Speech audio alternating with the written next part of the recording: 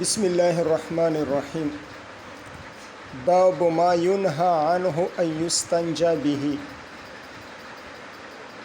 باب ہے ان چیزوں کے بارے میں جس سے منع کیا گیا ہے کہ اس پر استنجا کیا جائے۔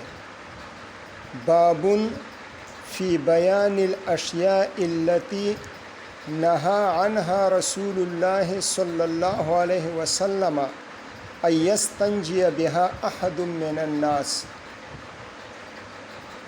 ان چیزوں کے احکامات کے بیان کے بارے میں یہ باب ہے جس پر حضور صلی اللہ علیہ وسلم نے منع فرمایا ہے اس بات سے کہ کوئی اس کے ساتھ استنجا کرے۔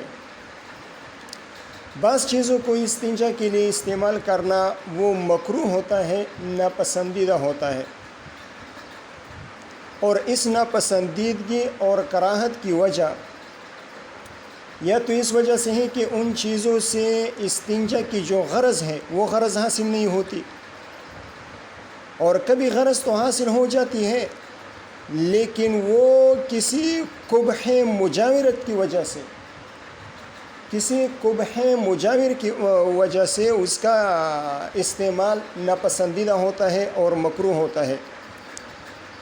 مثال کے طور پر کوئی قابل تکریم چیز ہے یا کوئی مستحسن چیز ہے، کھانے کی چیز ہے، یا مثال کے طور پر عام کاغذ ہے، یا جن کاغذوں پر علم لکھا جاتا ہے وہ ہے، یا اور کسی قسم کا قیمتی کاغذ ہے، یا کوئی ایسی چیز ہے جس سے تکلیف انسان کا تکلیف میں مبتلا ہونے کا خطرہ ہوتا ہے، زخم لگنے کا اندیشہ ہوتا ہے، یا اور مثال کے طور پر کوئی ناپاک چیز ہے، گوبر ہے یا لید ہے وغیرہ،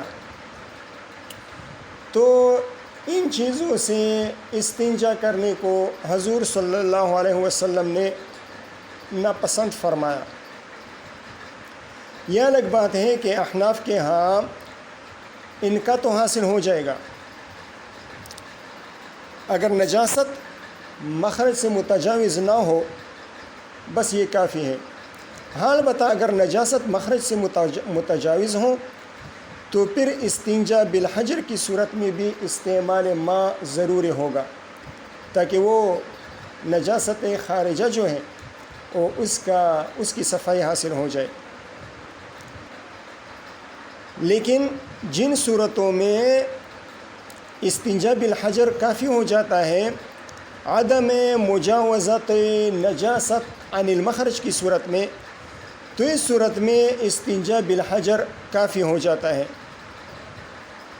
یہاں پر جو ممانعت بیان کی گئی ہے اس کی وجہ یہ نہیں ہے کہ یہ کافی نہیں ہے مثال کے طور پر، بلکہ ممانعت کی جو اصل وجہ ہے وہ قبح مجاور کی وجہ سے ہے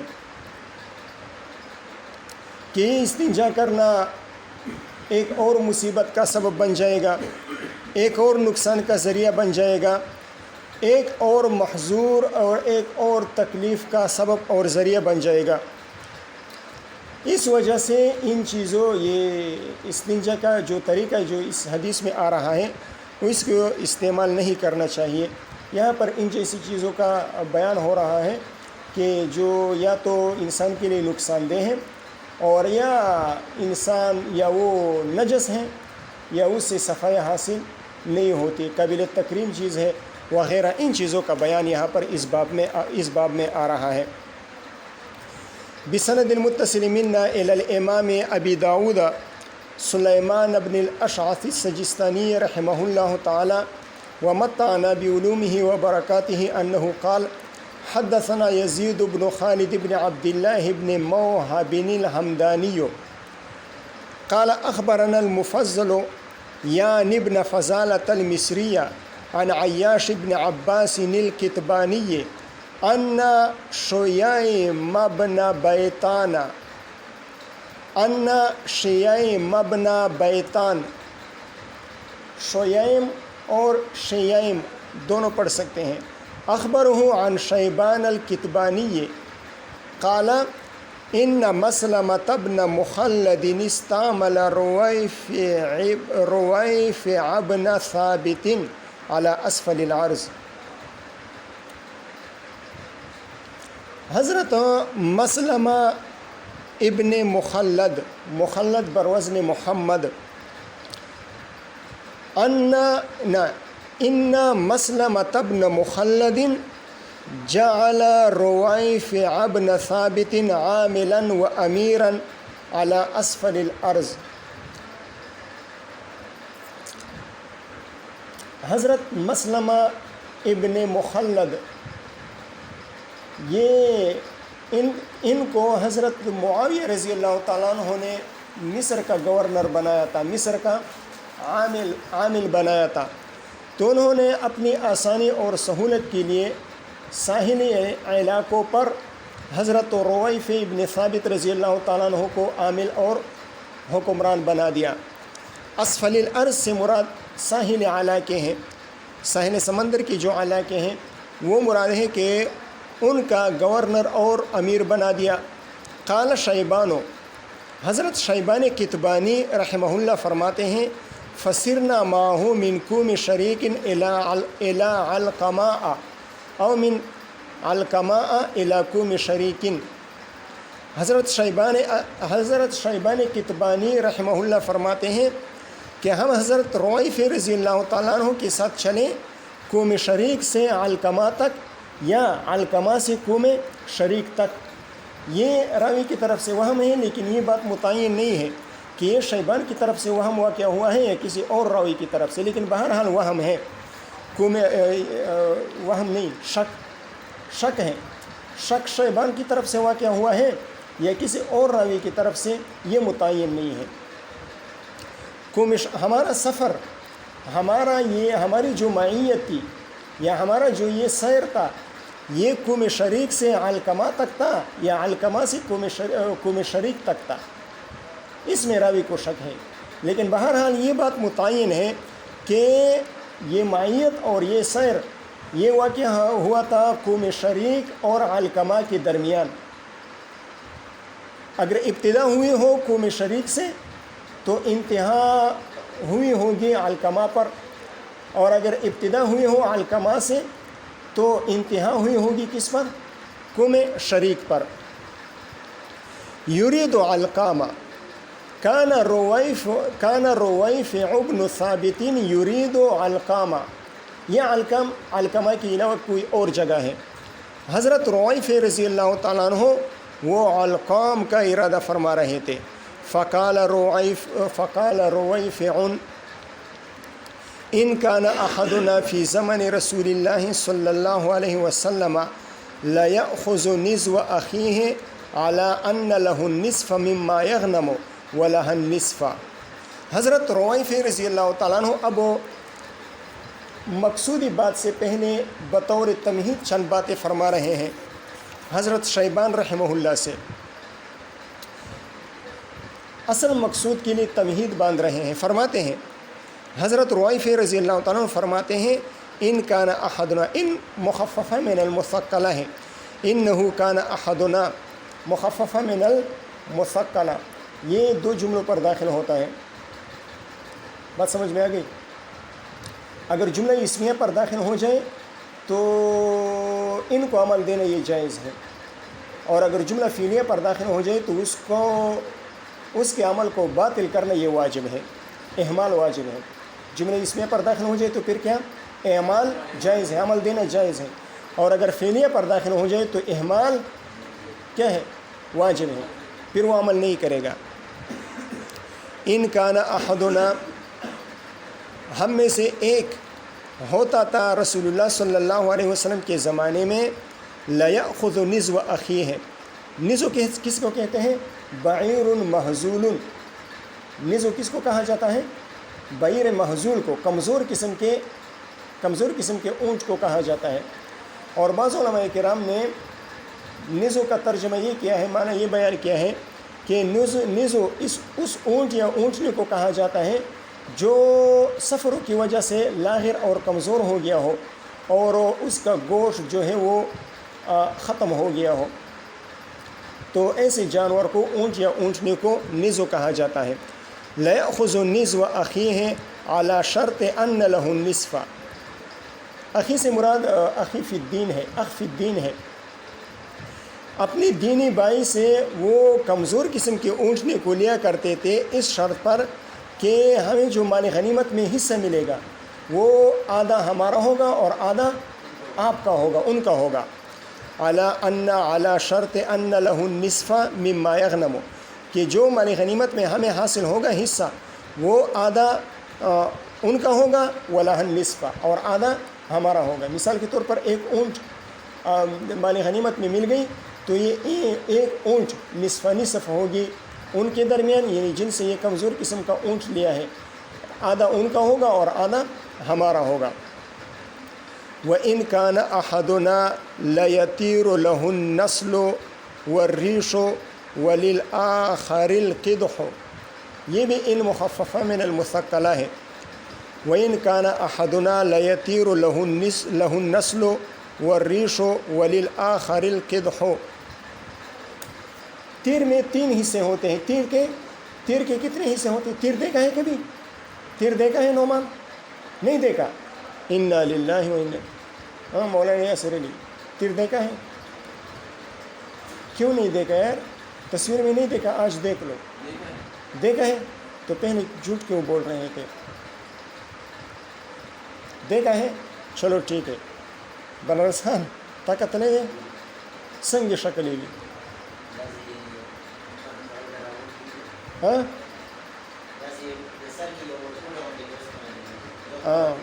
ہاں بے نظیر ہوندے تیر ہوئی کہ بے نظیر نشان، ہاں شانتی، یہ دیکھو یہ بے نظیر کا نشان کتنا مشہور ہے، آپ نے نہیں دیکھا؟ دیکھا ہے؟ تو تیر کے 3 حصے ہوتے ہیں۔ ایک تو ہوتا ہے لکڑی کا وہ ڈنڈا چھوٹا سا، اور ایک لوہا لگا ہوا ہوتا ہے، اور لوہے کے مخالف سمت میں جو کمان میں، جو حصہ کمان میں رکھا جاتا ہے وہاں پر لگے ہوئے ہوتے ہیں۔ تو 3 حصے ہوتے ہیں۔ فرماتے ہیں وَإِنْ كَانَ أَحَدُنَا لَيَطِيرُ لَهُ، لَيَطِيرُ لَهُ یعنی لَيَحْصُلُ فِي الْقِسْمَةِ، لَيُصِيبُهُ فِي الْقِسْمَةِ، تقسیم میں اسے حاصل ہو جاتا تھا النسل والریش، نسل اس یہ جو لوہا لگا ہوا ہوتا ہے تیز قسم کا جو دشمن پر لگتا ہے اس کو نسل کہا جاتا ہے، ریش اس پر کو کہا جاتا ہے، اور القدح وہ جو لکڑی کا ڈنڈا ہوتا ہے اس کو کہا جاتا ہے۔ تو ہم میں سے بعض کو مال غنیمت میں حاصل ہو جاتا تھا، یا یہ تیر کا جو پھل ہوتا ہے وہ حاصل ہو جاتا تھا، یا پر حاصل ہو جاتے تھے، یا لکڑی حاصل ہو جاتی تھی۔ یعنی مطلب یہ ہے کہ معمولی شیء قلیل حاصل ہوتا تھا، ہمیں مال غنیمت میں اتنا زیادہ حصہ نہیں ملتا تھا، مال قلیل ہمیں حاصل ہو جاتا تھا۔ ثم قال، اب اصل مقصود کی طرف آ رہے ہیں۔ اس تمہید کے باندھنے کی ضرورت کیا تھی؟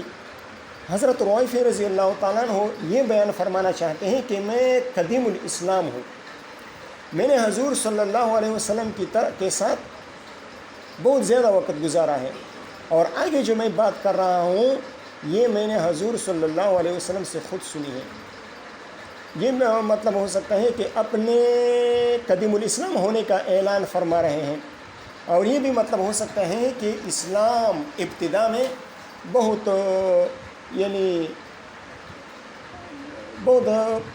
مطلب یہ ہے کہ خفیف تھا،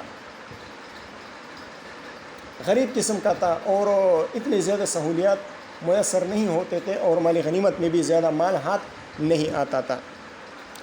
ثم قال، پھر اصل مقصود کی طرف آتے ہوئے فرمایا، قال علی رسول اللہ صلی اللہ علیہ وسلم، مجھ سے حضور صلی اللہ علیہ وسلم نے فرمایا، یا رویفع لعل الحیات ستطول بک بعدی، ہو سکتا ہے کہ زندگی میری وفات کے بعد وفاتی، میرے وفات کے بعد آپ کی زندگی طویل ہو جائے۔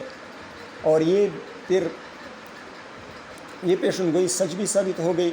حضرت روائفی رضی اللہ تعالیٰ عنہ حضرت معاویہ رضی اللہ تعالیٰ عنہ کے دور حکومت تک زندہ رہے۔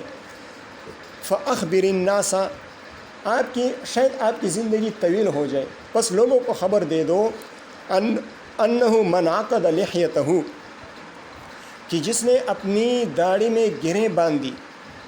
پرانے زمانے میں جنگ کے دوران گرہیں باندھی جاتی تھی داڑھی میں. تو حضور صلی اللہ علیہ وسلم نے اس سے منع فرمایا. کیوں؟ اس لیے کہ اس میں عورتوں کے ساتھ مشابہت آتی ہے. اور یا اس وجہ سے بھی وہ داڑیاں باندھتے تھے تاکہ ہماری داڑھی جو ہے نا وہ گنگریالی ہو جائے، تتر بتر ہو جائے، گنگریالی ہو جائے. تو اس طرح کی داڑھی سنت کے خلاف تھی، تو اس لیے حضور صلی اللہ علیہ وسلم نے اس کو ناپسند فرمایا. اور یہ بھی کرتے تھے کہ اپنی زوجات کی تعداد کے مطابق وہ گرے لگاتے تھے. جس کی ایک بیوی ہوتی تھی وہ داڑھی میں ایک گرہ لگاتا تھا، جس کی 4 ہوتی تھی وہ 4 گرے لگاتے تھے، جس کی 10 بیویاں ہوتی تھی وہ اپنی داڑھی میں 10 گرے لگا لیتے تھے. تو حضور صلی اللہ علیہ وسلم نے اس عمل کو ناپسند فرمایا اور اس سے براءت کا اظہار فرمایا. انہ من عقد لحیتہ، کہ جس نے اپنی داڑھی کو گرہیں لگائی، او تقلد وطرن، یا اس نے ڈوری باندھ لی. یہ ڈوریاں بھی باندھی جاتی تھی. ڈوریوں کو باندھنے کے کئی مقاصد ہوتے تھے. جانوروں کے گلوں میں ڈوریاں باندھتے تھے، تو ان ڈوریاں باندھنے کے کئی مقاصد ہوتی تھی. بعض لوگ ان ڈوریوں کو دفع بلیات اور آفات میں مؤثر بذات سمجھتے تھے کہ جب ہم یہ ڈوریاں باندھیں گے تو ہمارے پاس تو ہم مصیبتوں اور پریشانیوں سے اور بلیات سے محفوظ رہیں گے. اور یہ حفاظت ہمیں دے گا کون؟ یہ ڈوریاں. تو ان ڈوریوں کو دفع بلیات اور دفع مصائب میں مؤثر بذات سمجھتے تھے. تو یہ عقیدے کا فساد تھا. تو اس وجہ سے حضور صلی اللہ علیہ وسلم نے منع فرمایا. بعض لوگ ان ڈوریوں کے ساتھ جرس کو باندھتے تھے، گھنٹیوں کو، اور گھنٹیوں سے حضور صلی اللہ علیہ وسلم نے منع فرمایا. گھنٹیوں کو مزامیر الشیطان فرمایا ہے. تو ان ڈوریوں کے ساتھ چونکہ جرس ہوا کرتا تھا، تو اس لیے حضور صلی اللہ علیہ وسلم نے ان ڈوریوں کے باندھنے سے منع فرمایا کہ نہ ڈوریاں ہوں گی نہ گھنٹیاں ہوں گی. ایک اندیشہ یہ بھی تھا کہ اگر عام سی رسی ہو تو اس میں اگر بل پڑ جائے تو وہ پھٹ بھی سکتی ہے، ٹوٹ بھی سکتی ہے. لیکن وتر، تانت کی جو رسی ہوتی ہے، تانت، وتر جانتے ہو؟ تانت کی رسی جانتے ہو؟ کمان دیکھے ہیں؟ کمان میں جو دھاگا بندھا ہوا ہوتا ہے اس کو وتر کہا جاتا ہے. اور یہ انتہائی مضبوط ہوتی ہے، نہ ٹوٹتی ہے نہ پٹتی ہے. تو عام رسی اگر جانور کے گلے میں ہو تو اگر بل پڑ جائے تو ٹوٹ سکتی ہے، پٹ سکتی ہے. لیکن یہ ڈوری جو ہوتی ہے نا وتر کی، تانت کی، اس کے ٹوٹنے اور پٹنے کے امکانات بہت کم ہوتے ہیں. تو اس سے جانور کا گلا کٹنے کا اندیشہ ہوتا ہے. تو اس وجہ سے حضور صلی اللہ علیہ وسلم نے اس کو منع فرمایا. ٹھیک ہے، کہ اس میں جانور کو تکلیف اور اذیت پہنچنے کا اندیشہ ہوتا ہے. او استنجا برجیع دابۃ او عظم، یا جس نے استنجا کیا لیت کے ساتھ. رجیع پہلے بھی گزر چکا ہے، اس کا اطلاق لیت پر بھی ہو سکتا ہے اور انسانی پاخانے پر بھی اس کا اطلاق ہو سکتا ہے. اگر اس کے ساتھ استنجا کر لیا، او عظم، یا ہڈی کے ساتھ استنجا کر لیا، فإن محمدا منہ بریء، فإن محمدا صلی اللہ علیہ وسلم منہ بریء، پھر اسے خبر دے دو کہ محمد صلی اللہ علیہ وسلم ان سے بری ہے. رجیع کے ساتھ استنجا کی ممانعت کی وجہ نجاست ہے کہ ایک نجس چیز نجاست کے پاکی کا فائدہ نہیں دے سکتی، ایک ناپاک چیز پاکی نہیں لا سکتی. تو اس وجہ سے حضور صلی اللہ علیہ وسلم نے منع فرمایا. اور ہڈی کے ساتھ استنجا کرنے کی ممانعت اس لیے فرمائی، فإنہ زاد اخوانکم من الجن، یہ جنات کی خوراک ہے. آگے حدیث آ رہی ہے، یہ جنات کی خوراک ہے. یا اس وجہ سے، یا اس میں چکناہٹ ہوتی ہے، اور چکناہٹ جس ہڈی میں ہو تو وہ صفائی انقاء کا فائدہ نہیں دیتا. یا یہ کردرا ہوتا ہے، اس سے انسان کے زخمی ہونے، انسان کو تکلیف پہنچنے کا اندیشہ ہوتا ہے. تو اس وجہ سے ممانعت فرمائی. اب دیکھیں فَإِنَّ مُحَمَّدًا مِّنْهُ بَرِيءٌ، اس جملے میں تاکیدات دیکھیے. ایک تو جملہ اسمیہ ہے جو ثبات پر دلالت کر رہا ہے، دوسرا ان آیا ہے، یہ دو تاکیدات ہو گئی، اور تیسرا ظرف کی تقدیم ہے مبتدا کی خبر پر. بریء خبر ہے نا، بریء خبر ہے، اس پر ظرف منہ مقدم ہوا ہے. تو تین تاکیدات کے ساتھ حضور صلی اللہ علیہ وسلم نے اپنی براءت کا اعلان کیا ہے ان جیسے لوگوں سے. تو یہ وعید شدید پر ہے، محمول ہے، مبالغہ فی الزجر پر محمول ہے، انتہائی سخت قسم کی ڈانٹ ہے. بات سمجھ میں آ گئی؟ تو یہ جتنی تمہید تھی یہ ان چیزوں کو بیان کرنے کے لیے تھی کہ میری باتیں غور سے سنو، میں کوئی معمولی انسان نہیں ہوں، میں نے حضور صلی اللہ علیہ وسلم کے ساتھ بہت طویل زمانہ گزارا ہے. وبه قال حدثنا يزيد بن خالد قال حدثنا مفضل بن عياش أن شييم بن بيطان أخبره بهذا الحديث أيضا عن أبي سالم الجيشاني عن عبد الله بن عمرو يذكر ذلك وهو معه. یہ سمجھ لیں، يذكر ذلك وهو معه. يذكر کا قائل، اس جملے کا قائل کون ہے؟ يذكر ذلك وهو معه، اس کا قائل ابو سالم ہے، اور یذکر میں جو ضمیر فاعل ہے وہ عبداللہ بن عمر کی طرف راجع ہے. ٹھیک ہے. عن ابی سالم الجیشانی عن عبداللہ بن عمر یذکر، یہ یذکر ذالک وہو معہو، یہ مقولہ کس کا ہے؟ اس کا قائل ابو سالم ہے، اور یذکر کی ضمیر وہ حضرت عبداللہ بن عمر رضی اللہ تعالیٰ عنہ کی طرف راجع ہے. یذکر عبداللہ بن عمر ذالک الحدیث، حضرت عبداللہ بن عمر رضی اللہ تعالیٰ عنہ یہ حدیث ذکر فرما رہے تھے. وہو معہو، یہ جملہ حالیہ ہے، وہو یعنی وسالم الجیشانی مع عبداللہ بن عمر، ہوا ضمیر کا مرجع یہ سالم جیشانی ہے، اور معہو میں ضمیر مجرور کا مرجع یہ عبداللہ بن عمر ہے. ٹھیک ہے، یہ سریلی سمجھ گئے؟ وَهُوَ مَعَهُ مُرَابِطٌ بِحِسْنِ بَابِ الْيُونَ، اور وہ یعنی ابو سالم الجیشانی رحمہ اللہ تعالی وہ حضرت عبداللہ بن عمر رضی اللہ تعالیٰ عنہ کے ساتھ مرابط تھے. مرابط یعنی پہرہ دار تھے، سرحد کا پہرہ دے رہے تھے. بِحِسْنِ بَابِ الْيُونَ، الیون بروزن زیتون یہ ایک جگہ کا نام ہے.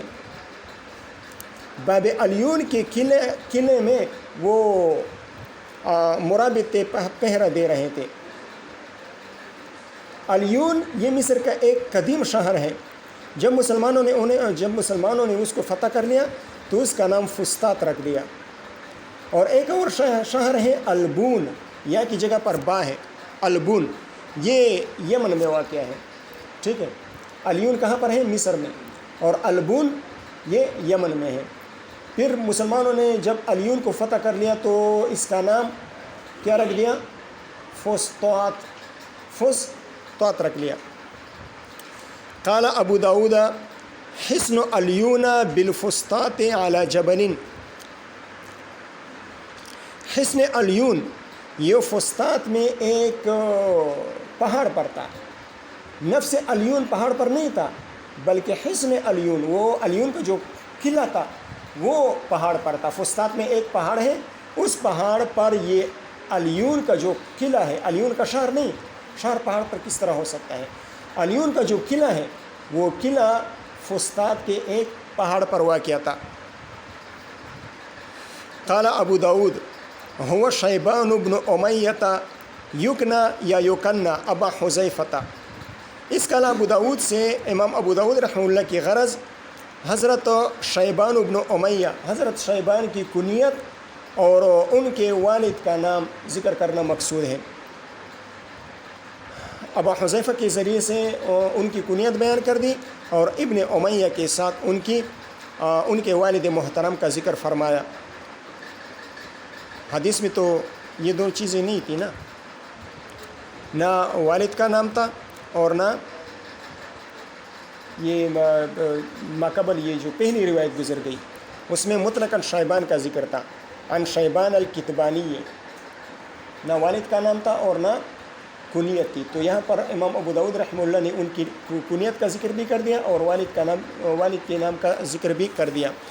قال ابو داؤد هو شیبان بن امیہ یکنى ابا حذیفہ وبه قال حدثنا احمد بن محمد بن حنبل قال اخبرنا روح بن عبادة قال حدثنا زكريا بن اسحاق قال حدثنا ابو الزبير انه سمع جابر بن عبد الله رضي الله تعالى عنهما وعنهم يقول نهانا رسول الله صلی اللہ علیہ وسلم ان نتمسح بعظم او بار، رسول اللہ صلی اللہ علیہ وسلم نے ہمیں منع فرمایا ان نستنجی بعظم او بار، کہ ہم استنجا کریں ہڈی کے ساتھ یا لید کے ساتھ۔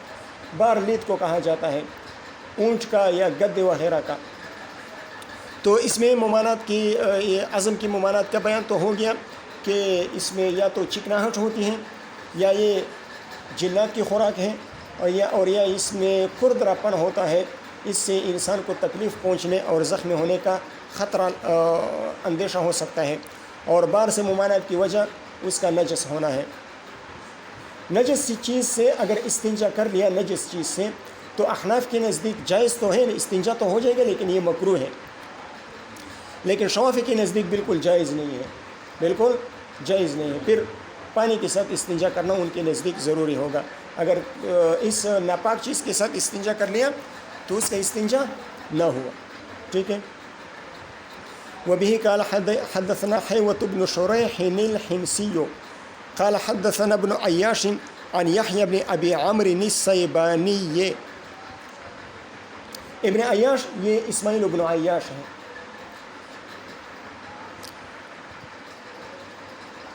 عن عبد الله الديلمي عن عبد الله بن فيروز الديلمي عن عبد الله بن مسعود بن غافل عن عبد الله بن مسعود رضی اللہ تعالیٰ عنہ عنہم۔ سند پھر سن لو، آپ سناؤ صفی اللہ، اس حدیث کی سند سناؤ، یہی حدیث، ہاں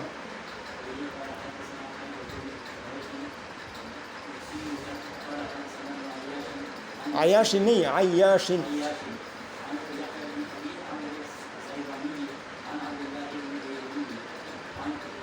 عن عبد الله بن الديلمي عن عبد الله بن مسعود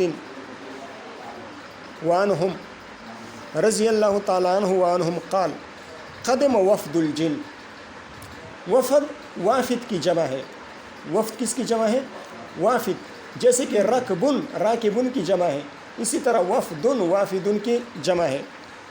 ان لوگوں کو کہا جاتا ہے جو مجتمع ہو جائے اور مختلف شہروں کا کی سیر کرے یا عمراء اور سلاطین کے ساتھ ملے اجتماعی صورت میں، تو ان لوگوں کے مجموعے کو وفد کہا جاتا ہے۔ قدم وفد الجن علی النبی صلی اللہ علیہ وسلم، جنات کی ایک جماعت حضور صلی اللہ علیہ وسلم کے پاس آئی، یہ تقریباً 9 جنات پر مشتمل جماعت تھی، اور ہجرت سے پہلے مکہ مکرمہ کا واقعہ ہے۔ فقالو، ان جنات نے حضور صلی اللہ علیہ وسلم سے عرض کیا، یا محمدو، یا محمدو، بڑے بے ادب جنات تھے کہ حضور صلی اللہ علیہ وسلم کو نام کے ساتھ پکار رہے ہیں، حالانکہ اللہ تعالیٰ نے فرمایا ہے لا تجعلوا دعاء الرسول بینکم کدعاء بعضکم بعضا، فرمایا ہے نا۔ تو یہ جنات اس حکم کے حکم خداوندی کی مخالفت کیوں کر رہے ہیں؟ اللہ تعالیٰ کی اس حکم کی مخالفت کیوں کر رہے ہیں؟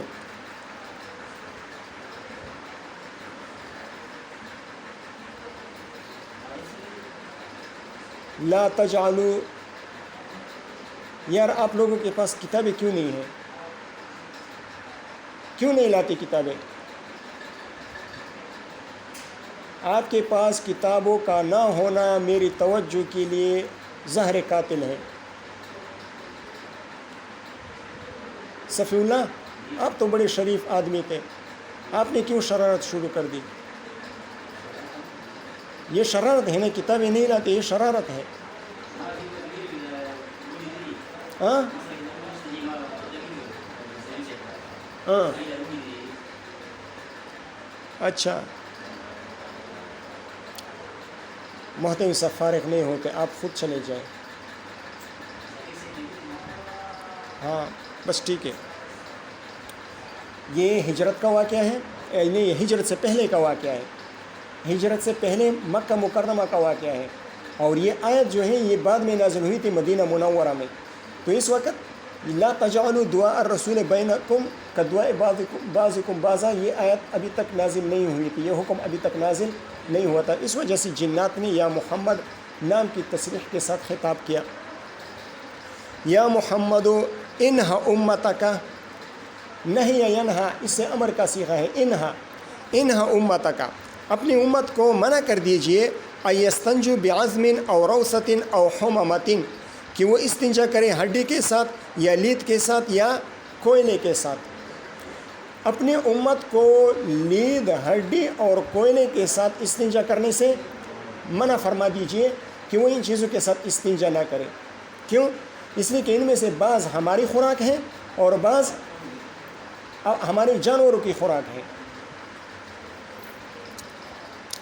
فَإِنَّ اللَّهَ عَزَّ وَجَلَّ جَعَلَ لَنَا فِيهَا رِزْقًا فَإِنَّ اللَّهَ عَزَّ وَجَلَّ جَعَلَ لِأَنفُسِنَا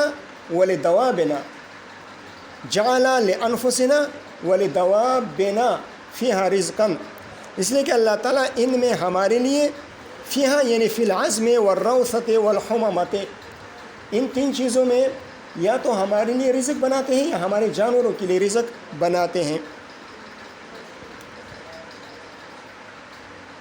قال، حضرت ابن مسعود رضی اللہ تعالیٰ عنہ فرماتے ہیں فنہى النبی صلی اللہ علیہ وسلم عن ذلك، فنہى النبی صلی اللہ علیہ وسلم عن الاستنجاء بعظم او روثۃ او حممۃ.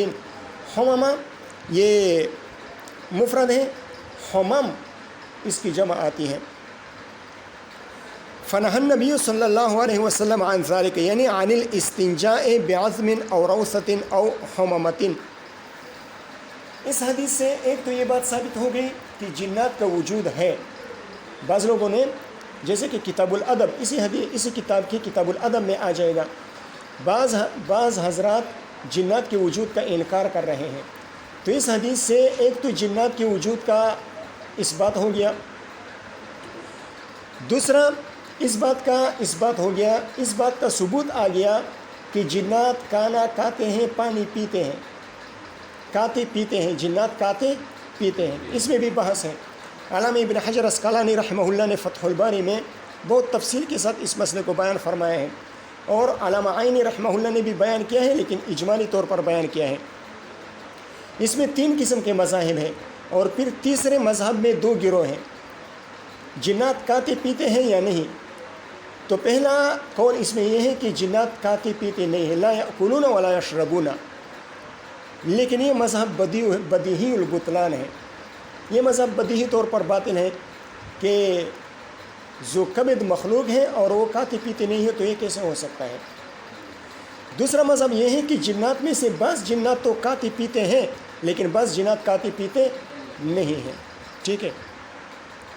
اور تیسرا مذہب یہ ہے کہ جنات سارے کے سارے وہ کھاتے پیتے ہیں. اب اس کھانے پینے کی کیفیت میں پھر 2 گروہ ہیں. اس تیسرے مذہب میں 2 گروہ ہیں. کھانے پینے کی کیفیت کس طرح ہے؟ آیا حقیقتاً کھاتے پیتے ہیں یا سونگتے ہیں؟ کھانا سونگ لیتے ہیں پھر وہ سیر ہو جاتے ہیں، پانی سونگ لیتے ہیں تو یہ سیر ہو جاتے ہیں. تو اس میں 2 گروہ ہیں. بعض حضرات کہتے ہیں کہ وہ حقیقتاً کھاتے پیتے ہیں انسانوں کی طرح، اور بعض لوگ کہتے ہیں کہ وہ حقیقتاً کھاتے پیتے نہیں ہیں، بلکہ کھانے کی چیز سونگ لیتے ہیں، پانی کی چیز سونگ لیتے ہیں، تو ان کی بھوک اور پیاس وہ ختم ہو جاتی ہیں. بات سمجھ میں آ گئی؟ بس کریں چلو.